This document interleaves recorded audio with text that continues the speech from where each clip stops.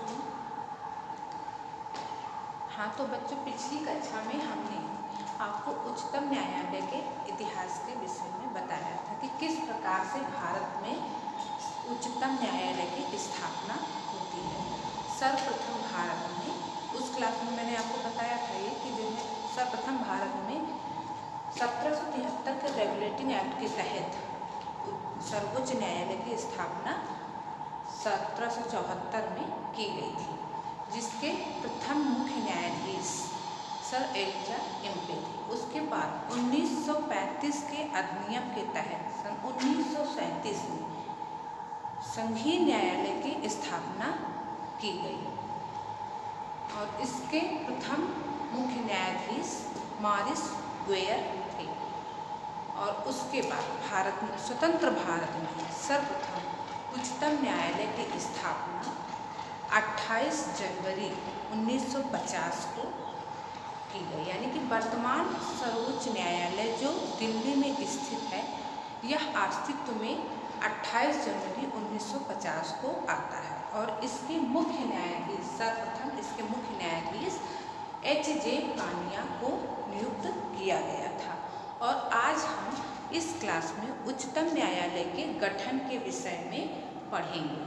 उच्चतम न्यायालय का गठन से हमारा तात्पर्य उच्चतम न्यायालय की स्थापना किस प्रकार होती है, इसमें कौन से सदस्य होंगे और इसमें कौन कौन से लोग शामिल होंगे तथा इसकी स्थापना कहाँ की जाएगी। जैसा कि आप सभी को यह पता है कि भारतीय न्याय व्यवस्था में उच्चतम न्यायालय सर्वोच्च संस्था होती है और सर्वोच्च संस्था होने का मतलब है कि इसके विरुद्ध आप कहीं भी अपील नहीं कर सकते हैं। यानी कि यह न्याय के लिए सबसे उच्चतम संस्था है और इसके विरुद्ध जो भी निर्णय आते हैं उस पर आप कहीं भी अपील नहीं कर सकते हैं। हाँ, यह बात अलग है कि आप इसके किसी इसके द्वारा दिए गए किसी निर्णय पर पुनर्विचार के लिए आप कह सकते हैं, रिव्यू कर सकते हैं, लेकिन जो है कहीं और अपील नहीं कर सकते। यानी कि इसके निर्णय अंतिम एवं मान्य होंगे। इस प्रकार भारतीय सर्वोच्च न्यायालय भारतीय संविधान में नागरिकों के अधिकारों का स्वतंत्र और निष्पक्ष देश का होने के साथ साथ देश का सर्वोच्च और अंतिम न्यायालय भी है और इसके अधीन विभिन्न राज्यों के उच्च न्यायालय जो होते हैं वे कार्य करते हैं। वर्तमान भारत में 29 स्टेट हैं, लेकिन कितने उच्च न्यायालय हैं? कुल 25 उच्च न्यायालय हैं तथा इनमें उच्च न्यायालयों के अधीनस्थ न्यायालय उससे नीचे होते हैं और उनसे नीचे होते हैं आपके मुंसिफ न्यायालय, जो आपको तहसीलों पे जज मिलते हैं। समझते हैं भारत में न्याय व्यवस्था किस प्रकार की होती है, इसको हम इस प्रकार समझ सकते हैं। देखिए, सबसे पहले आपका सर्वोच्च न्यायालय आता है। सर्वोच्च न्यायालय जो आपका दिल्ली में स्थित है और वर्तमान मुख्य न्यायाधीश कौन है? N.V. रमन्ना वर्तमान में मुख्य न्यायाधीश हैं और उसके बाद आपके राज्यों के उच्च न्यायालय आते हैं। ये इनके अधीन कार्य करते हैं। राज्यों के उच्च न्यायालय जो होते हैं ये सर्वोच्च न्यायालय के अधीन कार्य करते हैं। सर्वोच्च न्यायालय भारत में केवल एक और उच्च न्यायालय कितने होंगे? 25। 25वां उच्च न्यायालय कौन सा है? अमरावती उच्च न्यायालय। और इन राज्यों के उच्च न्यायालयों के अधीन कौन होते हैं? अधीनस्थ न्यायालय।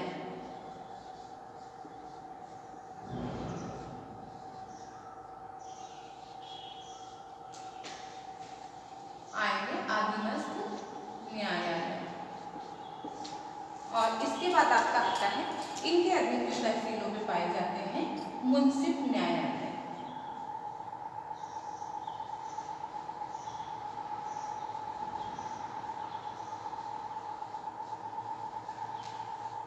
इस तरह से भारत में जो सर्वोच्च न्यायालय है जो दिल्ली में स्थित है, ये आपका क्या होता है, सबसे न्याय के लिए सर्वोच्च संस्था होती है। इसके विरुद्ध हम कहीं भी अपील नहीं कर सकते हैं। इनके अधीन 25 उच्च न्यायालय जो विभिन्न राज्यों में स्थित हैं और हमारा 25वां उच्च न्यायालय अमरावती उच्च न्यायालय है। उसके अधीन कौन होते हैं, आदिवासी न्यायालय, और इनसे नीचे आपके कार्य करते हैं मुंसिफ न्यायालय जो आपके तहसीलों में पाए जाते हैं। और अब उम्मीद है अब आपको उच्च न्यायालय की व्यवस्था समझ में आई होगी, सर्वोच्च न्यायालय की किस प्रकार से सभी न्यायालय भारत में न्याय व्यवस्था कार्य करती है। अब आइए समझते हैं उच्चतम न्यायालय का गठन। उच्चतम न्यायालय का गठन समझने से पहले हम ये समझते, देखिए उच्चतम न्यायालय का वर्णन अनुच्छेद 124 से अनुच्छेद 147 तक सर्वोच्च न्यायालय का वर्णन किया गया है। अब सर्वोच्च न्यायालय के गठन को समझने के लिए हम निम्न हेडिंग पर ध्यान देंगे। ये हेडिंग आपको नोट डाउन करनी है, और जैसे सर्वोच्च न्यायालय का गठन आपके पेपर में आता है, एग्जाम में आ रहा है कि जो है सर्वोच्च न्यायालय का गठन किस प्रकार होता है, इसका विस्तृत वर्णन कीजिए। तो आप उसको हेडिंग के अंतर्गत लिखते हैं। कैसे, तो पहली हेडिंग आपकी होगी न्यायाधीशों की संख्या।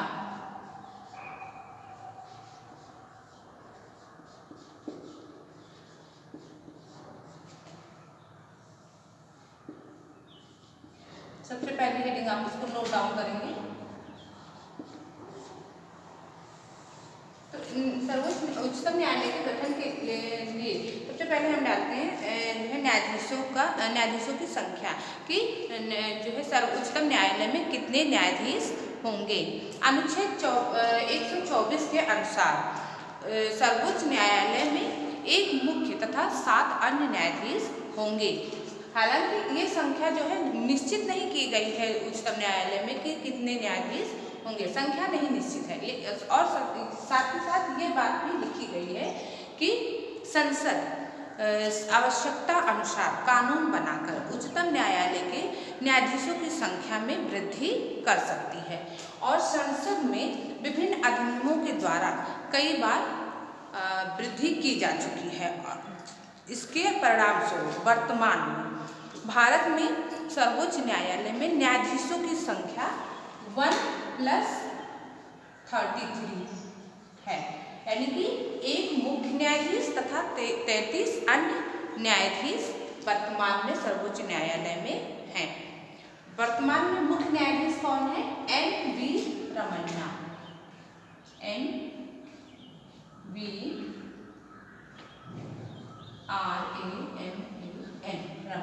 NV रमन। इनका पूरा नाम क्या है, नूथाला वेंकट रमन, और जो कि आंध्र प्रदेश से बिलोंग करते हैं। अगली हेडिंग डालिएगा आप नियुक्ति, यानी कि न्यायाधीशों की नियुक्ति। नोट डाउन करिएगा, न्यायाधीशों की नियुक्ति।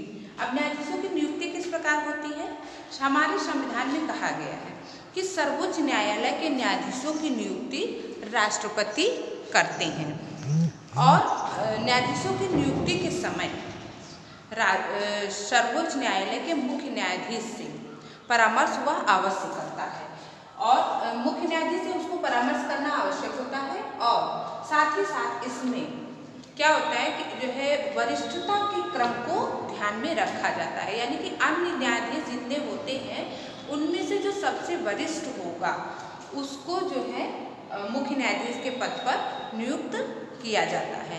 और विशिष्ट स्थितियों में मान लीजिए किसी मैटर की सुनवाई करनी है और उस समय में कोरम नहीं पूरा है, यानी कि न्यायाधीशों की संख्या नहीं पूरी है, तो क्या किया जाता है कि विशिष्ट स्थितियों में तदर्थ न्यायाधीशों की नियुक्ति का प्रावधान किया गया है। और तदर्थ न्यायाधीशों की नियुक्ति करते समय राष्ट्रपति उच्च न्यायालय के मुख्य न्यायाधीश, उच्च न्यायालय मतलब जो राज्यों में होते हैं, उनके मुख्य न्यायाधीश की परामर्श अवश्य लेता है।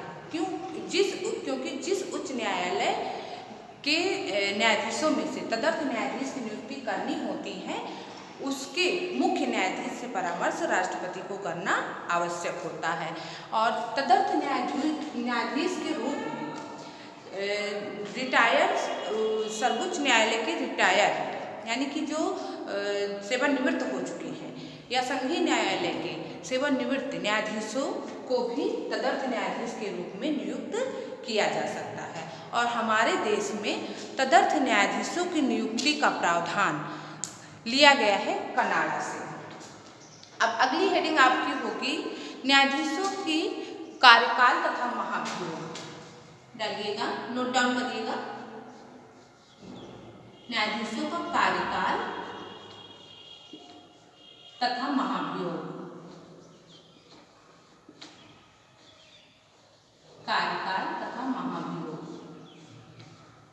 कार्यकाल तथा महाभियोग से हमारा तात्पर्य है कि देखिए, हमारे संविधान में कहा गया है कि जो है सर्वोच्च न्यायालय के न्यायाधीश 65 वर्ष की उम्र तक अपने पद पर कार्य कर सकता है और इसके अतिरिक्त यदि वह चाहे तो उससे पहले भी अपना त्यागपत्र दे सकता है।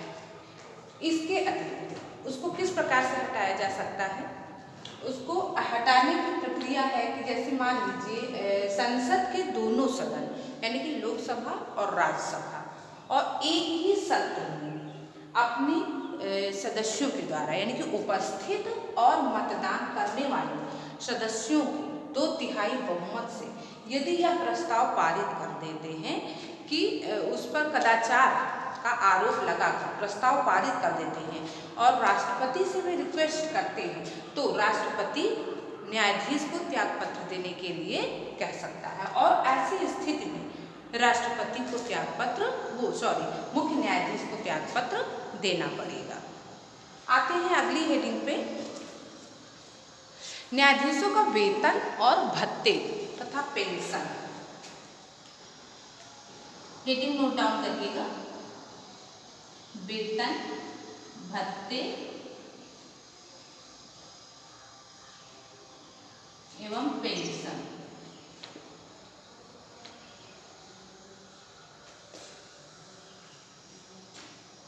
वेतन, भत्ते एवं पेंशन।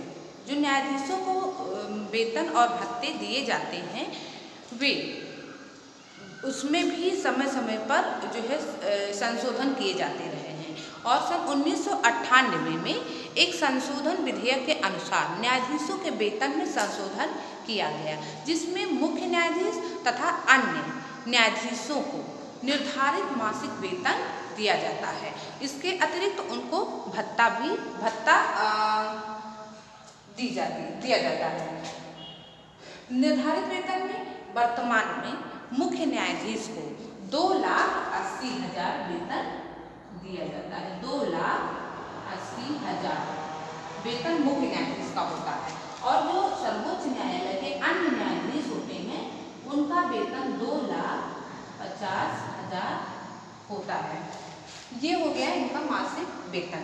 इसके अतिरिक्त भत्ते के रूप में मकान, कार, पेट्रोल, डीजल और आने जाने की सुविधा, हवाई टिकट और इत्यादि जो आपको जो है व्यवस्थाएं दी जाती हैं ये इनके भत्ते के अंतर्गत आता है। और इनके सर्वोच्च न्यायालय और सर्वोच्च न्यायालय के न्यायाधीश और अन्य न्यायाधीशों की जो वेतन और भत्ते होते हैं ये भारत की संचित निधि पर आधारित होते हैं और उन्हीं से इनको ये वेतन और भत्ते प्रदान किए जाते हैं। अगली हेडिंग आप डालिएगा, उन्मुक्तियां।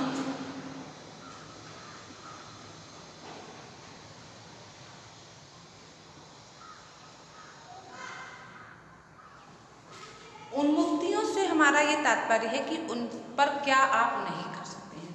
जैसे कि जो मुख्य न्यायाधीश है उन पर संसद में सार्वजनिक आलोचना नहीं की जा सकती है। उनके दिए गए निर्णयों की आप जो है संसद में सार्वजनिक आलोचना नहीं की जाएगी। अगला है जैसे कि कोई भी विचाराधीन मामला है जिस पर अभी निर्णय नहीं हुआ है, ऐसे उसके निर्णय पर भी उसके निर्णय की भी कोई आलोचना नहीं की जा सकती है। संसद केवल आचरण के आधार पर तीसरी उन्मुक्ति है, संसद केवल आचरण के आधार पर ही विचार कर सकती है, यानी कि न्यायाधीशों को हटाने के लिए केवल उसके आचरण पर ही विचार कर सकती है। इसको हटाने के लिए और कोई अन्य जो है नहीं लगाया जा सकता है इल्जाम इस पर, है ना। केवल आचरण पर ही विचार कर सकती है। इस पर कदाचार अगर पारित हो जाता है 2/3 बहुमत से, तभी उसको हटाया जा सकता है। देखिए आगे हेडिंग डालिएगा, मुख्य स्थान।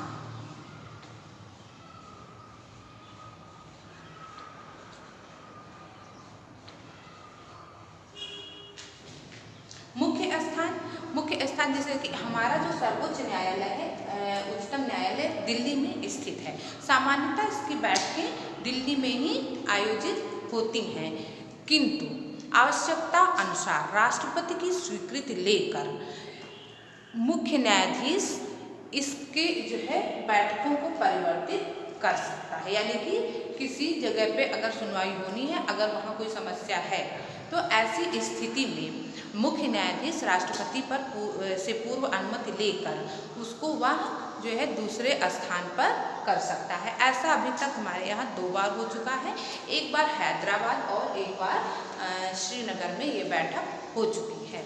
आगे आप हेडिंग डालिएगा, प्रतिबंध। यानी कि प्रतिबंध से हमारा तात्पर्य है कि राष्ट्रपति पर क्या प्रतिबंध लगाए गए हैं। देखिए राष्ट्रपति पर मुख्य न्यायाधीश पर क्या प्रतिबंध लगाए गए हैं। देखिए हमारा संविधान मुख्य न्यायाधीश पर प्रतिबंध लगाता है। यह लगाता है कि जो है सेवानिवृत्त होने के पश्चात, सर्वोच्च न्यायालय से सेवानिवृत्त होने के पश्चात वह राज्य के किसी अन्य न्यायालय में या जो है वकालत नहीं कर सकता है, या किसी भी ऐसे पदाधिकारी के अधीन कोई भी ऐसा कार्य नहीं कर सकता है जिससे कि हमारी न्याय व्यवस्था प्रभावित होती है। तो ये था हमारा टोटल उच्चतम न्यायालय का गठन। इस तरह से हमारी न्याय व्यवस्था कार्य करती है। उम्मीद है बच्चों आपको हमारी जो है उच्चतम न्यायालय का गठन ये बहुत अच्छी तरह से समझ में आया होगा। और अब आपके एग्ज़ाम को चूँकि समय बहुत कम बचा है और कुछ इम्पॉर्टेंट क्वेश्चन जो इस समय आपको पढ़ाए जा रहे हैं, अच्छे से याद करिए और तैयारी करिए। समय बहुत कम है आपके एग्ज़ाम के लिए, क्योंकि सफलता का कोई शॉर्टकट नहीं होता है। ओके, धन्यवाद।